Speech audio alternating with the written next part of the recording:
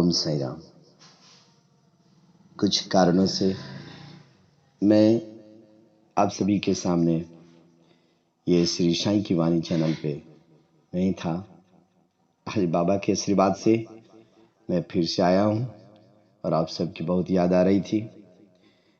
चलिए तो फिर सुनते हैं श्री साईं सच्चरित्र अध्याय 27। श्री साईं का हास्य विनोद। शिरडी में बाजार प्रत्येक रविवार को लगता था और जो नज़दीक गांव से लोग जो आकर वहां दुकान लगाते थे और अपना सौदा बेचते थे, और मध्याह्न के समय मस्जिद लोगों से ठसाठस भर जाया करती थी। परंतु रविवार के दिन तो लोगों की इतनी अधिक भीड़ होती थी कि प्रायः दम ही घुटने लगता था।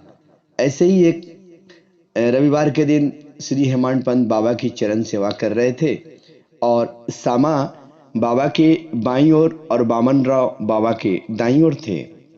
इस अवसर पर श्रीमान बुट्टी साहब और काका साहब दीक्षित भी वहां उपस्थित थे। तब श्यामा ने हंसकर अन्ना साहब से कहा कि देखो, तुम्हारे कोट की बाह पर न कुछ चने लगे हुए से प्रतीत होते हैं। और ऐसा कहकर श्यामा ने उनकी बाह स्पर्श की जहां कुछ चने के दाने मिले।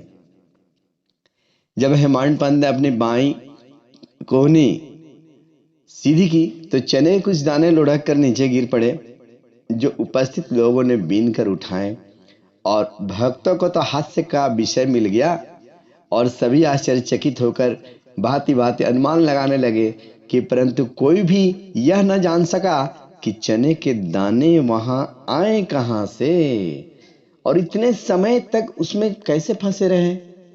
इसका संतोषप्रद उत्तर किसी के पास न था, परंतु इस रहस्य का भेद जानने को हर कोई उत्सुक था। तब बाबा कहने लगे कि इन माह से अन्ना साहेब को तो एकांत में खाने की बुरी आदत है। आज बाजार का दिन है और ये चने चबाते हुए यहाँ आए हैं। मैं तो इनकी आदतों से भली भांति परिचित हूं और ये चने मेरे कथन के सत्यता के प्रमाण है।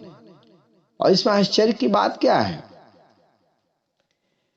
तो हेमांड पंत बोले, बाबा मुझे कभी भी एकांत में खाने की आदत नहीं है, फिर इस प्रकार मुझ पर दोषारोपण क्यों करते हैं?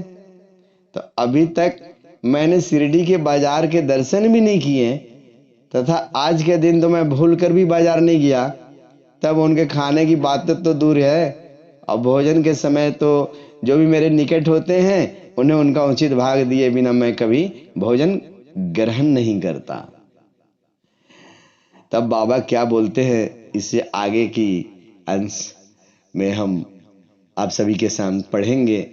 और श्री साईं की वाणी चैनल्स को आप सभी बहुत बहुत आप सबों का प्यार और दुलार मुझे मिला है और श्री साईं बाबा का आप सभी को आशीर्वाद मिले।